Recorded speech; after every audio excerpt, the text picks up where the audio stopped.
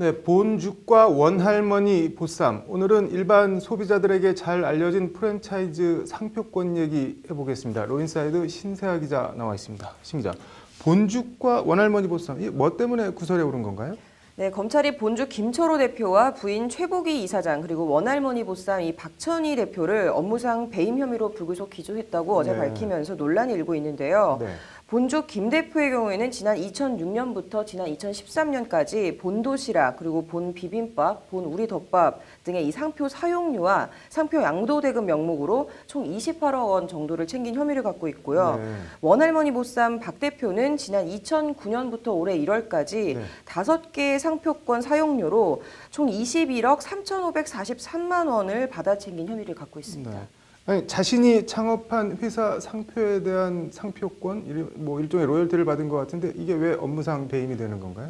이 본인이 창업한 회사라도 본인이 직접 혼자 또는 직영으로 운영하는 게 아니라 이 가맹점 형태로 운영할 때에는 상표권이 대표 개인이 아닌 회사로 귀속이 되어야 합니다. 네. 그런데 이 업체 대표들은 이 상표권을 회사가 아닌 개인 명의로 등록을 해서 수십억 원을 받아 챙긴 혐의를 받고 있고요. 결과적으로 회사에 수십억 원의 손해를 끼쳤다는 건데요. 이 윤서영 변호사의 말을 한번 들어보시죠. 네.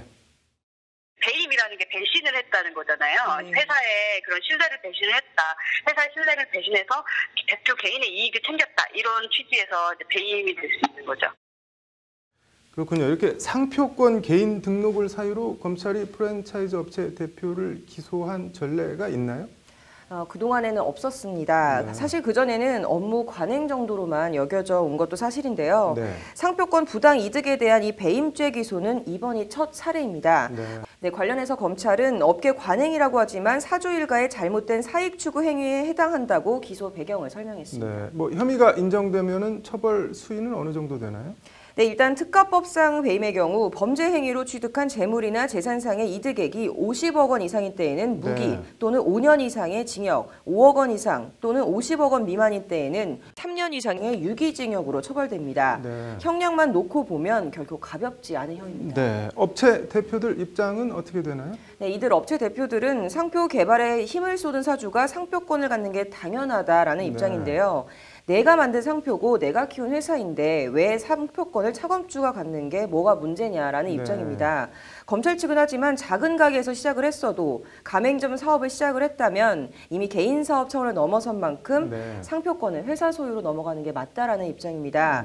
가맹점비, 그러니까 일정 부분 남의 돈으로 사업을 하는 만큼 더 이상 창업주 개인 상표가 아니라는 건데요. 이를 지키지 않으면 회사에 손해를 끼친 배임이라는 게 검찰 기소 내용입니다. 네, 뭐 검찰이 일단 기소를 한 만큼 이제 곧 재판이 시작될 텐데 재판부가 어떤 결정을 낼지 궁금하네요. 오늘 잘 들었습니다.